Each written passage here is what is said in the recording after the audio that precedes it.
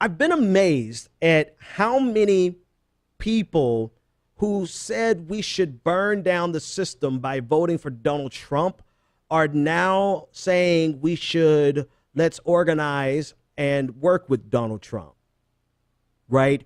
Using the example of, the stuff people were able to get out of Nixon. But, because progressives fought and organized and they worked with Nixon and they brought some pretty progressive, that's a true story.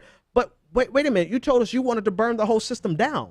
Like, if you wanted to burn the whole system down, that means you're not wanting to work with Trump, right? You want to burn this whole bitch down. Or was it that you never really had any intention of burning this down? You just used that as a justification to support Trump. And when in reality, all you really wanted to do was support Trump.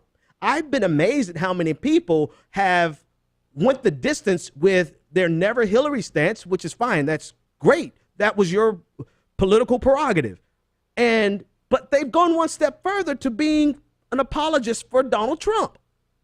I am amazed, not surprised, fascinated. It's probably a more accurate, because weren't you the progressive? Aren't you progressive? And doesn't like 99% of what Donald Trump says he wants to do, isn't it antithetical to your progressivism?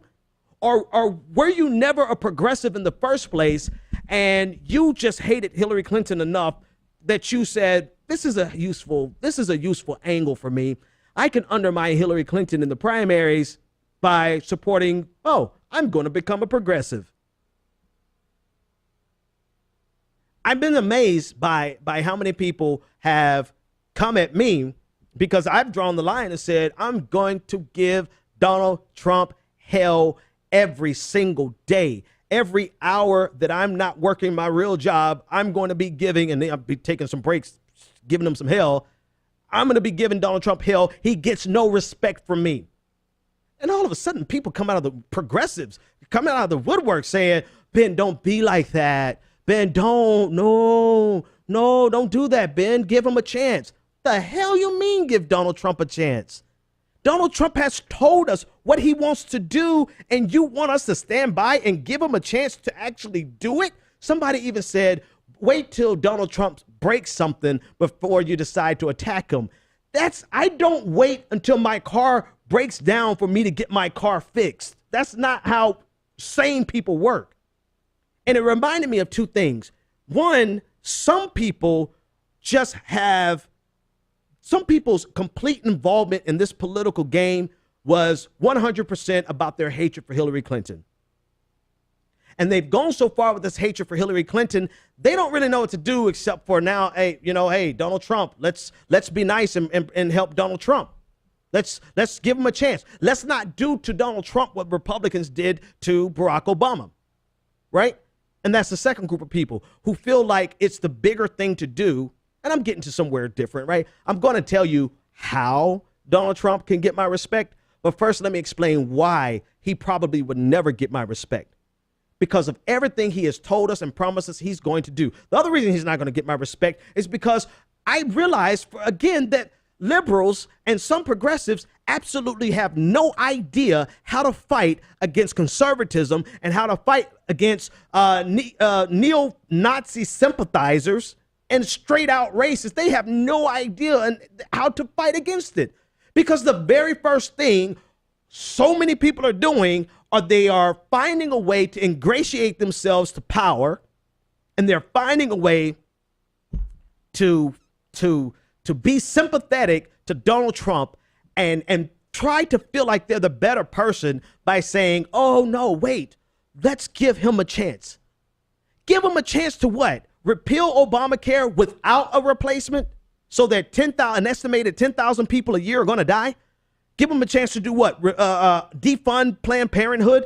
What are we going to give him a chance to do here? Help me out, right? He actually does, turns out, according to immigration law, he actually does have the capacity and the authority to ban a certain group of people from coming into America based on his presidential powers. So what, we're waiting for him to do that? Is that what you're giving him a chance to do? And some people take this this, I don't know what the hell this is. Like, well, we have to be the bigger people. No, we do not. We do not have to be the bigger people when people are trying to destroy so much of what America is. And it's not even about America. Let me throw that colloquial out. Going. When people are trying to destroy the diversity in America because they want to get it back to what this one Paul, whatever, I can't think of his dude's name, this blogger, this conservative blogger with a decent sized audience, says they want to get America back to being 90% white and Christian. You want us to give them a chance to do that? But the reason you want to be the bigger person.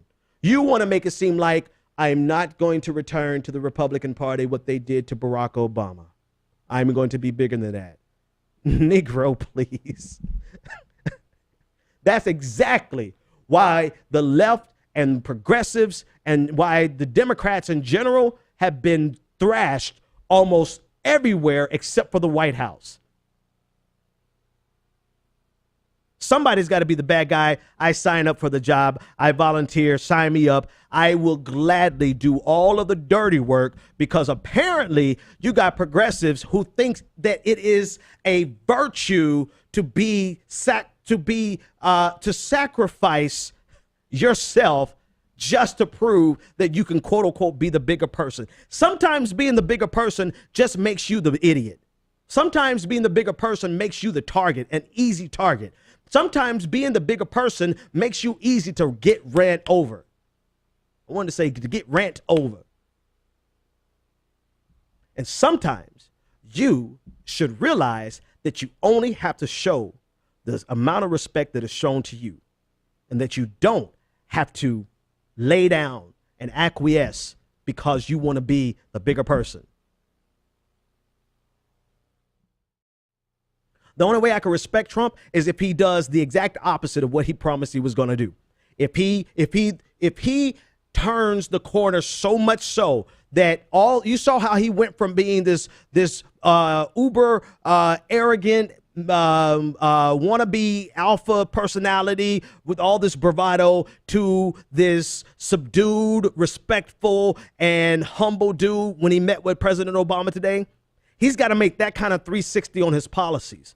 He's got a matter of fact, everything that he does has to piss off the alt-right and conservatism because everything that they want is completely antithetical from what we fight for. So if you want to see how Ben Dixon would ever show any level, modicum of respect for Donald Trump, is if he turns out to be the real progressive.